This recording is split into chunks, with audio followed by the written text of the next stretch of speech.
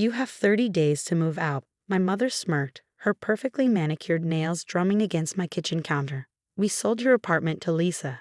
I stood in my sun-filled kitchen, the same kitchen where I'd hosted countless family dinners, built my catering business from scratch, and nursed my grandmother through her final days. The morning light cast long shadows across the hardwood floors she'd helped me restore, making the space feel almost surreal. My name is Sarah Mitchell, and at 35, I never expected to be facing eviction from my own home by my own family. Don't look so shocked, my brother James chimed in from beside her, his arm wrapped protectively around his wife Lisa's shoulders. You barely use this place anyway, always traveling for your catering events. Lisa needs a proper home now that the baby's coming. The baby, of course. Lisa's pregnancy had become the family's latest excuse for giving my brother everything he wanted, just like they had all through our childhood. I took a slow sip of my coffee, enjoying the momentary flash of uncertainty that crossed my mother's face at my calmness. And you thought selling my apartment was the solution. Well, it's not technically yours anymore, my mother said, pulling out a folder of papers. Your father and I kept our names on the deed when you moved in, remember?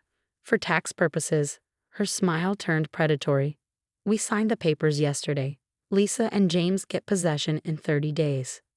I thought about the last conversation I'd had with my grandmother, just weeks before she passed. She'd been sitting in this very kitchen, her eyes sharp despite her failing health. They'll try to take it from you, she warned. Your mother never did forgive me for not giving her this building when she married your father. The apartment had been in my grandmother's family for generations. The entire building, actually, a beautiful pre-war structure in one of the city's most desirable neighborhoods. My mother had grown up here, expecting to inherit it all. Instead, my grandmother had different plans. I know what you did with the money I gave you, she told me that day, watching as I needed dough for her favorite roles. Investing in your business, building something real. Not like James with his failed startups and Lisa with her Instagram lifestyle brand. She'd reach into her bag, pulling out an envelope. Keep this safe. Don't tell them until you have to. Now, standing in my kitchen facing my family's betrayal, I felt the weight of that envelope in my desk drawer upstairs. Actually, I said, keeping my voice steady, we should probably discuss something. I walked to my office, aware of their impatient sighs behind me. My mother had never approved of me turning the second bedroom into a workspace. A proper lady needs a proper guest room, she'd sniffed. I returned with my own folder, worn at the edges but meticulously maintained. Before we talk about me moving out, you might want to see this. What is that? Lisa asked, speaking for the first time. She looked uncomfortable, one hand resting on her barely visible bump. The real deed, I said simply, laying it on the counter, and the proof of ownership for the building next door. My mother's face went pale as she read the documents. 2 properties, both transferred to my name 3 years ago, signed and notarized with my grandmother's distinct signature. The apartment had never belonged to my parents. My grandmother had kept their names on the rental agreement to keep the peace. But the property had passed directly to me.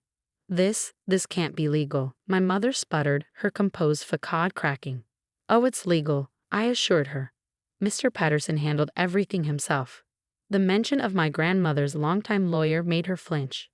You might want to check the validity of your sale to Lisa and James. It's hard to sell something you don't own. James grabbed the papers, his face turning an interesting shade of red. You knew about this the whole time? You let us go through with the sale. I found out about your plans weeks ago, I admitted. Grandmother always said it's better to let people show their true colors. The silence in my kitchen was deafening. Lisa had sunk into one of my bar stools, looking ill. My mother was still staring at the deed like she could change it through sheer force of will. You should have told us, she finally said, her voice tight with anger. Like you should have told me you were selling my home. I countered. The home I've lived in for 10 years? The home where I took care of grandmother when none of you would. The memories came flooding back, the late nights balancing my fledgling catering business with grandmother's care, James too busy with his latest venture to help, my parents conveniently traveling during the hardest months. I put my life on hold while they carried on as usual, secure in their assumption that the building would eventually be theirs to control. What are we supposed to do now? Lisa asked quietly. We'd already sold our apartment. I felt a twinge of sympathy for her. Lisa had always seemed swept along by my family's dynamics, trying to please everyone. I'm not heartless, I said. The building next door has a vacant unit on the third floor. Same layout as this one, actually. You can rent it at market rate. Rent? James exploded. From my own sister? Would you prefer to find something else in the neighborhood? I asked mildly. I hear the new luxury building down the street has openings. Of course, their 2 bedrooms start at twice what I'm offering. My mother stood up suddenly, gathering her papers with shaking hands. This isn't over, she said, but her voice lacked conviction. Your grandmother had no right. She had every right, I cut in. This building was her legacy, and she chose how to pass it on. Now, if you'll excuse me, I have a meeting with my property manager to discuss some updates to the security system. I watched them file out, noting how James wouldn't meet my eyes, how Lisa lingered for a moment like she wanted to say something before following them. My mother was last, pausing in the doorway. You've changed, she said, and I couldn't tell if it was an accusation or a realization. No, I replied. I just stopped pretending to be who you wanted me to be. After they left, I walked through my apartment, touching the walls my grandmother and I had painted together, looking out the windows where we'd watched countless sunsets. In my office, I opened the drawer and pulled out her envelope, now empty of its crucial documents but still containing her last letter to me. Remember, she'd written, sometimes the best revenge is simply being prepared. And sometimes the greatest gift we can give is letting people face the consequences of their own actions. I smiled, thinking of how she'd seen this coming years ago. My phone buzzed, a text from Lisa. Can we talk? About the apartment next door? Just us? Maybe, I thought, some good could come from all this after all. But first, I had a security system to upgrade. After all, as grandmother always said, being prepared meant staying prepared. Outside, the city bustled on, unaware of the drama that had just unfolded in my kitchen. I had work to do, a catering business to run, properties to manage, and a family to keep at arm's length. But for now, I just stood in my kitchen, in my home, and let myself feel the quiet satisfaction of standing my ground. The next few days brought a flurry of activity I hadn't anticipated. First came the angry calls from my father, who had been conveniently absent during the initial confrontation. Your mother is beside herself, he said, his voice carrying that familiar note of disappointment. How could you embarrass the family like this? I was in my catering kitchen, prepping for a weekend wedding when he called. Embarrass the family? I repeated, carefully piping rosettes onto a 3-tier cake. By owning property, or by stopping you from illegally selling my home? Don't be difficult, Sarah. We were trying to help your brother. Family helps family. Funny, I said, stepping back to examine my work. I don't remember any of you helping me when I was sleeping on a cot in grandmother's room during her last months, or when I was building my business from scratch. The silence on his end spoke volumes. Finally, he sighed. Your mother wants to speak with our lawyer about challenging the deed. She can try, I replied calmly. Mr. Patterson has all the documentation, including videos of grandmother signing the papers and explaining her decisions. But hey, if you want to waste money on legal fees instead of just accepting reality, that's your choice. After he hung up, I received an unexpected visitor. Lisa stood awkwardly in my kitchen doorway, looking smaller somehow without James or my mother flanking her. Can we talk? She asked, one hand resting on her slight baby bump. I brought peace offerings. She held up a bag from my favorite bakery. I gestured to a stool by the prep counter. Those better be their lemon tarts. She managed a small smile, pulling out the familiar white box. And chocolate croissants. I remember you stress eating these during wedding season last year. We sat in silence for a moment, the sweet smell of butter and sugar mixing with the vanilla cake I had been working on. Finally, Lisa spoke. I didn't know, she said quietly, about any of it. James told me your parents were giving us the apartment as a baby gift. I never thought. She trailed off, looking lost. You never thought they were trying to steal it from me? I finished for her. She flinched but nodded. James said they'd discussed it with you, that you were fine with moving to a smaller place since your business takes up so much of your time anyway. She picked at a croissant, not meeting my eyes. I should have asked you directly. I thought about Lisa, who had entered our family 4 years ago with stars in her eyes, so eager to please everyone. I had watched as my mother and James slowly molded her into their ideal, pushing her to quit her teaching job because a proper wife doesn't need to work, encouraging her expensive taste because appearances matter in this family. The apartment next door, I said, surprising myself.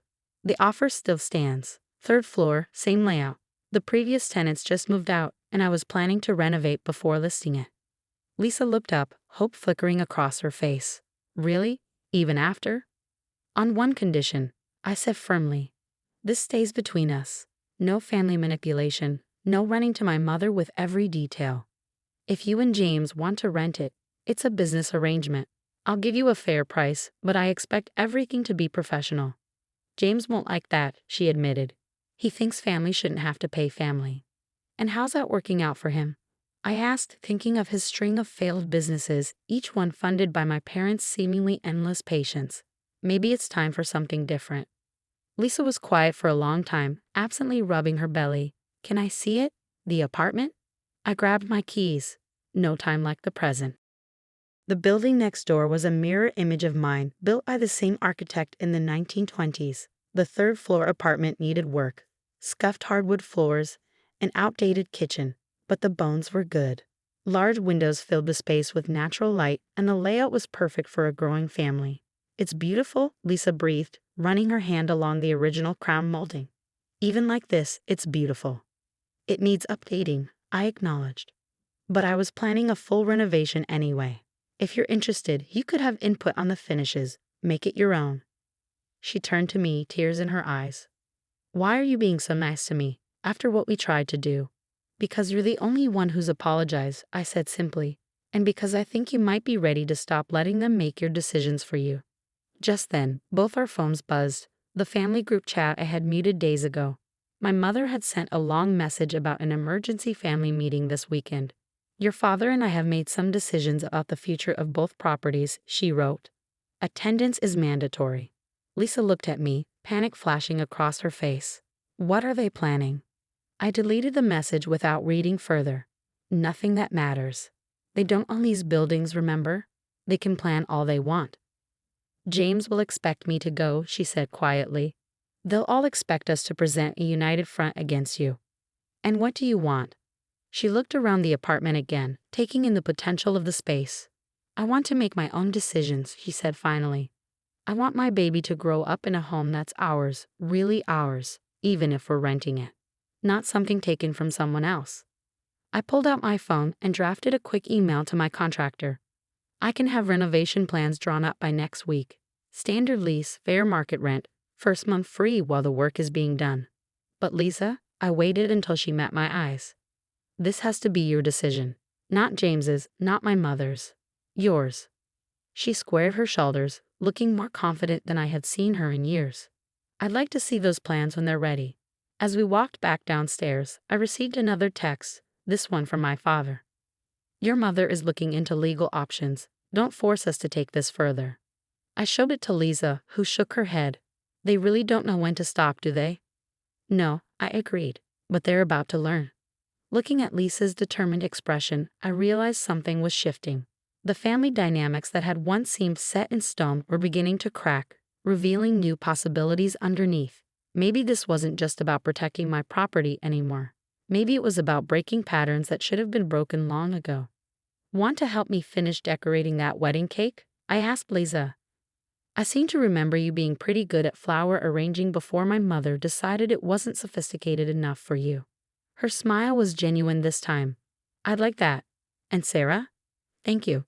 Not just for the apartment, but for showing me there's another way to handle things.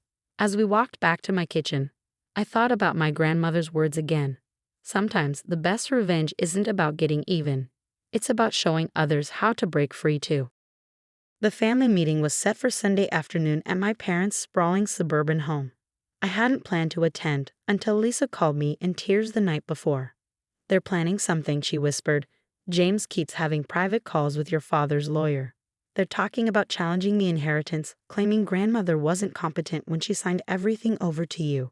I sat in my office, looking at the framed photo of grandmother and me at my catering company's opening.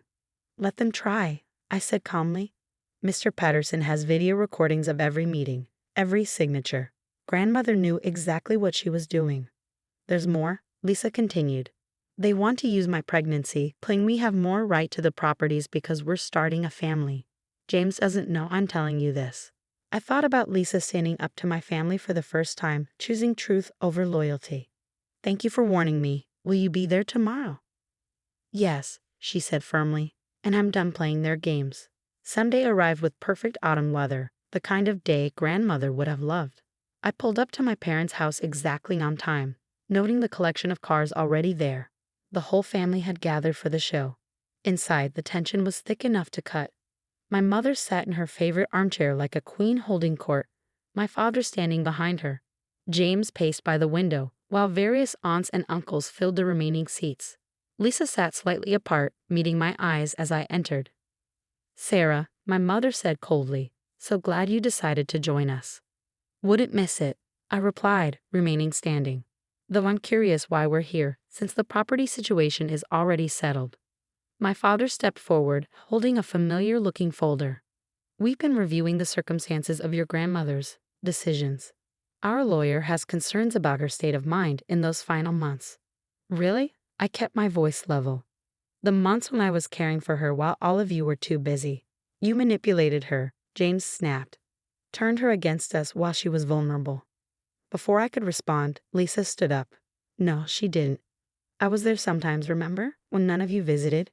Grandmother was sharp as ever. She knew exactly what she was doing. The room went silent. James stared at his wife in shock. Lisa, sit down. This doesn't concern you. Doesn't it? She moved to stand beside me. You're trying to steal a home, using our baby as an excuse. I won't be part of it. My mother's face darkened. Lisa, dear, you're upset. Pregnancy hormones. Don't, Lisa cut her off. Don't try to dismiss me. Sarah offered us a beautiful apartment, a fair rent, a chance to make our own home. But that's not enough for you, is it? You have to have everything, control everything. I pulled out my phone, queuing up a video. Before this goes any further, you should watch something. I connected to the TV, and suddenly, grandmother's face filled the screen. I'm recording this, she said in the video, because I know my daughter. She never forgave me for not giving her control of the buildings when she married. But property isn't just about ownership, it's about stewardship. Sarah understands that. She's built something real, helped others build their dreams too. The properties are hers, fully and legally. Any attempt to challenge this will only reveal your own greed. The video continued, showing grandmother clearly stating her wishes, signing documents, Mr. Patterson verifying everything. When it ended, the silence was deafening. There's more, I said quietly. Years of documentation. Would you like to see the medical evaluations confirming her competency? The witness statements? How far do you want to take this? My father dropped his folder. My mother's face had gone pale, but it was James who surprised me. You knew, he said to Lisa. You knew about the apartment next door. You've been talking to her. Lisa straightened her spine. Yes, because she's the only one who's been honest. The only one who offered us a real chance, not schemes and manipulation. The renovation plans are drawn up, I added. If you're still interested, but this ends now. No more challenges, no more threats. The buildings are mine, and that's final. My mother stood abruptly. I think you should all leave. We need time to process this. As we walked out, Lisa caught my arm. I'd like to see those renovation plans, she said loudly enough for everyone to hear, for our new home. Outside, the autumn sun was setting, casting long shadows across the lawn. Lisa and I walked to our cars together, leaving behind the sounds of argument from the house. You know, they'll never forgive us, she said.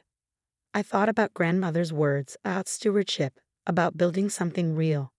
Maybe, but we'll build something better instead. 6 months later, I stood in the newly renovated apartment next door, watching Lisa arrange fresh flowers in the sunlit kitchen. Her baby bump was much more prominent now, and the nursery down the hall was ready and waiting. The renovation had transformed the space into something beautiful, warm wooden floors, bright open spaces, and a kitchen that rivaled mine.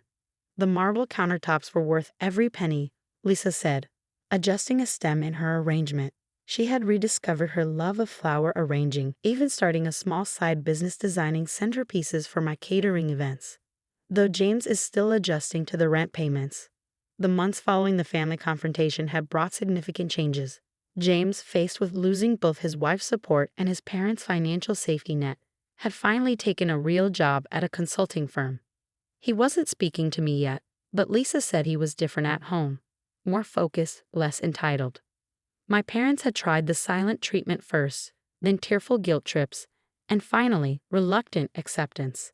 The turning point came during the holidays when my mother showed up at my door, looking older and unusually uncertain. "I've been thinking about what your grandmother said," she admitted, not quite meeting my highs. About stewardship, about building something real. She had taken a deep breath. "I didn't build anything. I just expected things to be given to me." Now, watching Lisa prepare for her upcoming baby shower, the first family event since the confrontation, I thought about how much had changed.